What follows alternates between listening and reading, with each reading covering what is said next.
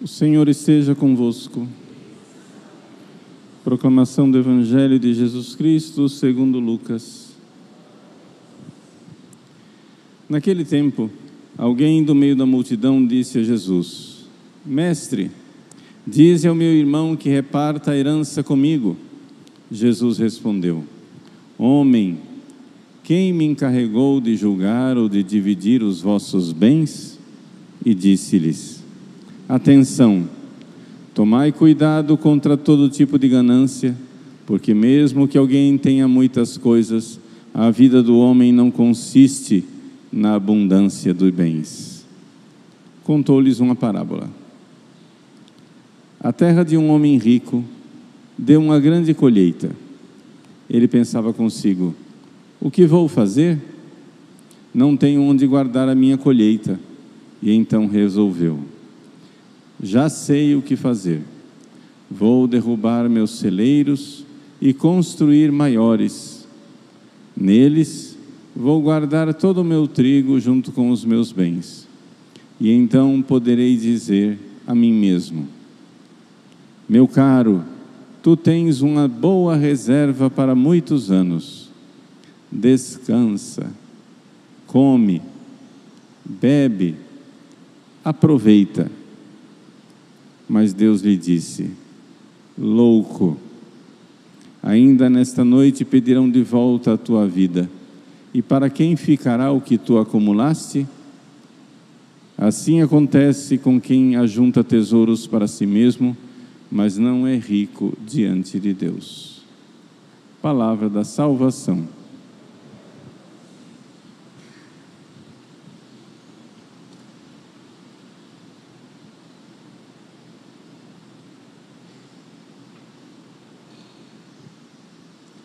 Meus queridos irmãos e irmãs, o Evangelho de hoje nos ensina como nós devemos lidar com os bens materiais.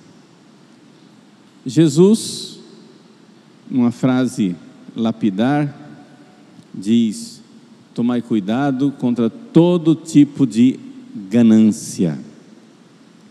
A palavra ganância que está aqui no original grego é pleonexia, ou seja, ter coisas numericamente, ter em quantidade abundante, ganhar mais, ter mais, cada vez mais, não é?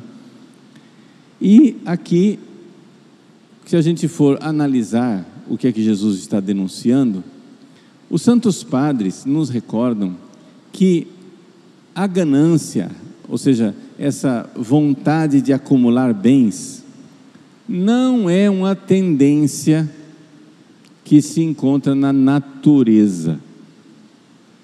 Deixa eu explicar. Se você for olhar para você, para o seu corpo tem uma tendência, por exemplo, para comer, para beber, para fazer o sexo, para descansar, dormir. Todas essas coisas são coisas naturais. E, portanto, você tem o corpo que puxa para alguma coisa que, se você não tomar cuidado, vira pecado. Não é isso? Se você não cuidar da bebida, vira embriaguez. Se você não cuidar da comida, vira uma gula. Se você não cuidar e refrear o instinto sexual, vira uma depravação.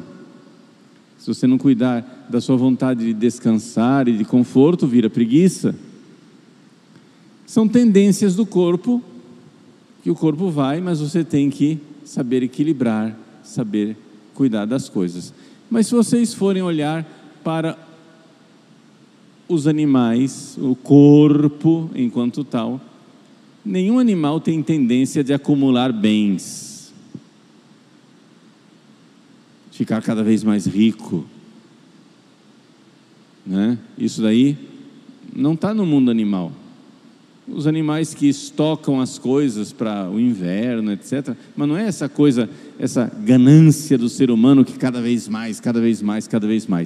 Portanto, onde é que nasce essa história dessa ganância do ser humano? Nasce da nossa inteligência. através da fantasia,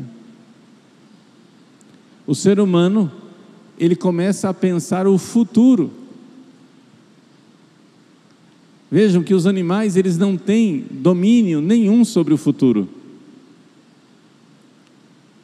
As vaquinhas no pasto não estão pensando como é que vai ser amanhã. Então, o que acontece? Quando você, então, fica pensando demais no futuro,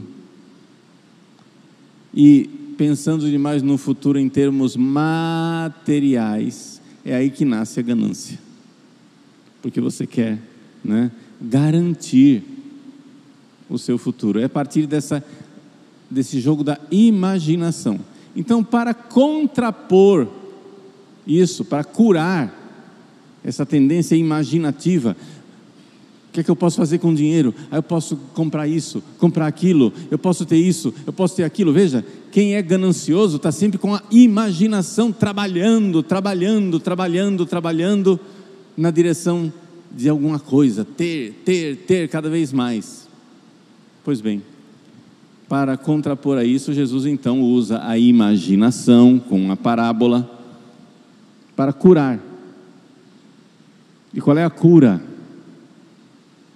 para a ganância? Imaginar a morte. Ora, se a ganância nasce dessa imaginação com o futuro, então imagine o futuro mais certo que você tem, que é o fato que você vai morrer. E como a gente diz, né, na linguagem popular, caixão não tem gaveta. Você não vai levar nada do que você acumulou nesse mundo. Pense no seu corpo apodrecendo e você vai logo perceber do que é que adianta ter o armário cheio de roupas, de sapatos, de joias. Pense em você deitado no caixão e você vê que é que adianta ter carros, casas, conta bancária. Nada disso adianta. Nós precisamos então usar a nossa imaginação para nos curar desse mal. Você vai dizer assim, mas padre, se eu ficar imaginando a morte, eu vou ficar triste.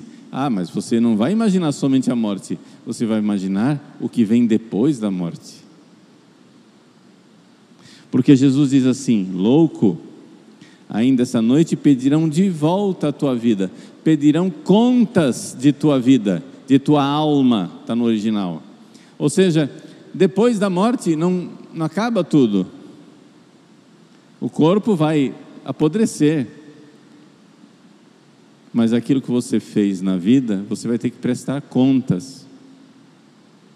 E aí sim, a gente vai ver quem é que verdadeiramente investiu no futuro. Jesus disse a Marta: Marta, Marta, tu te inquietas e te agitas com muitas coisas. Maria escolheu o único necessário, o que não lhe será tirado. Meus queridos, a única coisa que você faz neste mundo que não será tirada é o seu relacionamento com Jesus.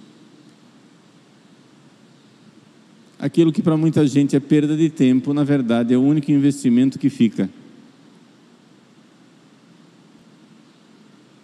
Você não está rezando? Eu não tenho tempo para rezar, eu sou muito ocupado. Pois é, no balanço final, na morte, o que vai ficar é o que você tem com Jesus. Quanto você o conheceu, quanto você o amou, quanto você esteve com Ele, é isso que vai ficar eternamente. O resto vai evaporar. Então, aí sim, na contabilidade do céu, você vai ver o que é que valeu a pena. Então, hoje nós estamos aqui numa escola para investidores e mercados futuros. A escola de investidores é o seguinte: tudo termina na morte, mas tudo começa com a morte. O céu. Vamos então entregar nossas vidas naquilo que é o que vale a pena, aquela única coisa que não nos será tirada. O mundo que quer que você compre mais, que você fique mais endividado, não tem dinheiro, parcela no cartão. Cartão não é suficiente, empresta no banco. Não tem ainda crédito suficiente, penhore sua casa, suas coisas, tudo que você tem, seus salários futuros. Faça. Sabe por quê? Porque você tem vida pela frente para pagar essa dívida. Pense na morte. Pense na morte e no que é que você está verdadeiramente investindo. Para quem é que você está trabalhando?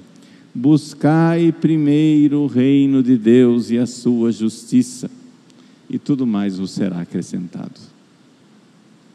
É essa lição que nosso Senhor quer que nós façamos. É uma coisa bem prática. Se a sua imaginação está escravizando você com a imaginação de bens materiais, use a imaginação para encontrar a verdade e ver e enxergar como é efêmero, como é passageira esta vida e como é eterno o céu. O céu, como dizia a pequena Santa Teresa, é para sempre, sempre e sempre. É sempre. Peçamos a Deus que tenhamos isso sempre diante dos nossos olhos.